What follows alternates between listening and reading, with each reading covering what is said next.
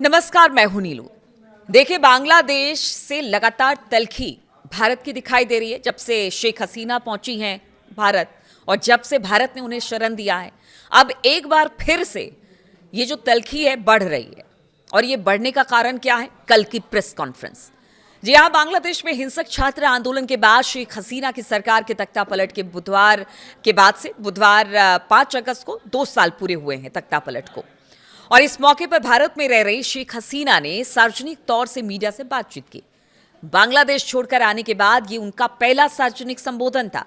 भारत की राजधानी में इस कार्यक्रम के बाद बांग्लादेश भड़का हुआ है और इसे देश की संप्रभुता का अपमान बताया जा रहा है। वहीं एक्सपर्ट का कहना है कि भारत ने तारिक रहमान सरकार को साफ संदेश दिया है। नई दिल्ली में आयोजित इस प्रेस कॉन्फ्रेंस में हसीना वर्चुअली जुड़ी। इसमें कैमरों को बंद रखा गया था, वो ऑडियो के जरिए संपर्क में थी।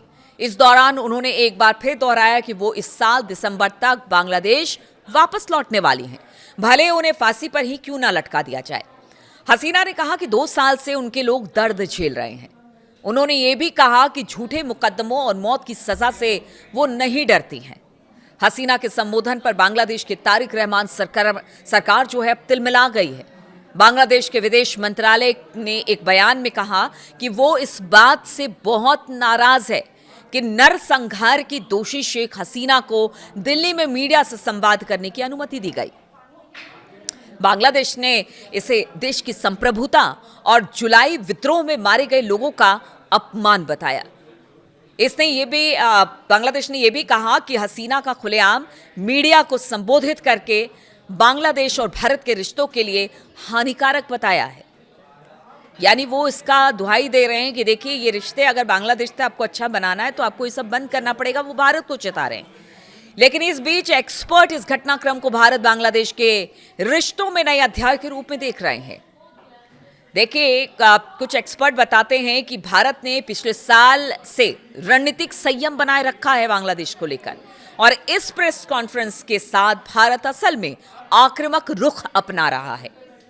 सोशल मीडिया प्लेटफॉर्म एक्स पर उन्होंने कहा, कुछ एक्सपर्ट्स ने, कि फरवरी में चुने जाने के बाद तारिक रहमान को रेड कारपेट स्वागत का प्रस्ताव दिया गया था भारत की तरफ से, जिसे तारिक रहमान ने ठुकरा दिया। अब अगर वो आते हैं तो उन्हें हसीना के साए में ही आना होगा। इस तरह की बातें भी सामने आ रही है। और अगर ये टकराव का रास्ता अपनाते हैं तो भारत अपना रुख और कड़ा कर लेगा। यानी बांग्लादेश की बात कर रहे हैं कि अगर आप टकराना ही चाहते हैं तो फिर भारत का रुख बहुत कड़ा होगा। हालांकि यही इशारा कर रहे हैं ये सारी बातें। अमेरिकी स्थित विशेषज्ञ रस्ट कोले ने हसीना के मामले में भारत का हाथ मजबूत बताया है। उन्होंने कहा कि भारत के पास फायदे की स्थिति है, क्योंकि गंगा नदी जल बंटवारा समझौता इस साल खत्म हो रहा है और तीस्ता जल बंटवारे का मुद्दा भी इस वक्त बना हुआ है। तारिक रहमान भारत को परेशान करने के लिए ज्यादा कुछ नहीं कर सकते। कोले ने आगे कहा कि रहमान ने चीन को शामिल करने की कोशिश की, लेकिन अमेरिकियों ने उन्हें रोक दिया। इसके साथ ही व्यापार समेत अन्य चीजों के लिए बांग्लादेश भारत पर बहुत ज्यादा निर्भर है। भौगोलिक और अपनी मजबूरियां भी उसकी अपनी है। तो आप ऐसे सिचुएशन में समझिए कि वो भारत का कितना विरोध कर सकता है बांग्लादेश। और यही वजह है कि अब भारत आक्रामक हो गया है। अब तक बांग्लादेश के मुद्दे पर वो बिल्कुल चुप था।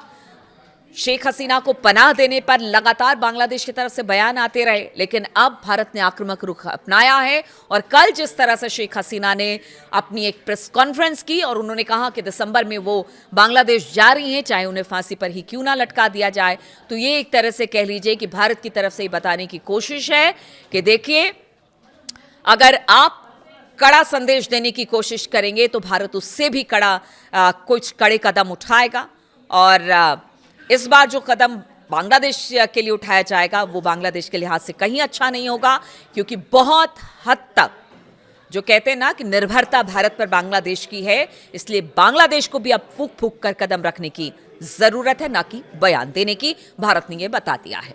बहुत बहुत शुक्रिया मेरे साथ इस वीडियो में शामिल होने के लिए।